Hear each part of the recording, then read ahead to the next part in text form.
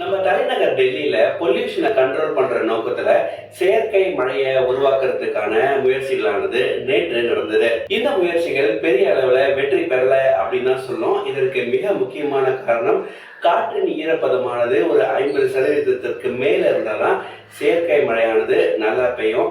ஆனா காற்றின் ஈரப்பதமானது கம்மியா இருந்த ஒரு காரணத்தினால பெரிய அளவுக்கு இந்த அட்டெம்ப்ட் ஆனது சக்சஸ் ஆகல. புராரி மயூர் விஹார்னு கிட்டத்தட்ட ஒரு 4 இடங்கள்ல இந்த செயற்கை மழையை உருவாக்குறதுக்கு ஐஐடி கான்பூரும் டெல்லி கவர்மெண்ட்டும் ட்ரை பண்ணிச்சு.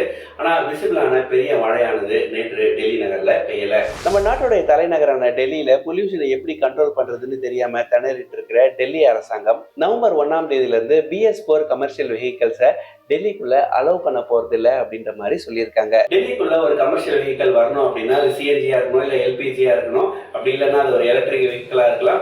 அதுவும் இல்லை அப்படின்னா அது BS6 கம்ப்ளைண்டா இருக்கணும் அப்படின்ற மாதிரி டெல்லி அரசாங்கம் தெரிவிச்சிருக்காங்க. டெல்லி இந்திரா காந்தி இன்டர்நேஷனல் ஏர்போர்ட்டுடைய டெர்மினல் 3ல ஏர் இந்தியாவுக்கு சொந்தமான ஒரு பஸ் ஒன்று தீப்பற்றி இருந்தது. அதிர்ஷ்டவசமா இந்த பஸ்ல யாரும் பயணம் செய்யல. ஆனா இந்த பஸ் ஆனது பிளைட்டுக்கு ரொம்ப க்ளோஸா இருந்தது அப்படின்ற ஒரு காரணத்தினால பெரும் விபத்தானது தடுக்கப்பட்டிருக்கு. ஏர்போர்ட்டுக்குள்ள அதுவும் பிளைட்டுக்கு ரொம்ப க்ளோஸரா ஒரு பஸ் தீப்பற்றி எரியறத பார்த்த CIF மற்றும் ஃபயர் டிபார்ட்மெண்ட் உடனே இந்த நெருப்பு வந்து அணைச்சிட்டாங்க. தன்னுடைய தந்தை மேல ஒருத்தர் கம்ப்ளைண்ட் பண்ணிட்டாரு அப்படின்றதுக்காக டெல்லியை சேர்ந்த ஒரு பொண்ணு தன்னுடைய கையில பாத்ரூம் கிளீனிங் ஆசிட ஊத்தி கம்ப்ளைண்ட் கொடுத்தவரு என் மேல ஆசிட் அட்டாக் பண்ணிட்டாரு அப்படின்னு சொல்லி ஒரு ஃபேக்கான கம்ப்ளைண்ட் கொடுத்திருக்காங்க.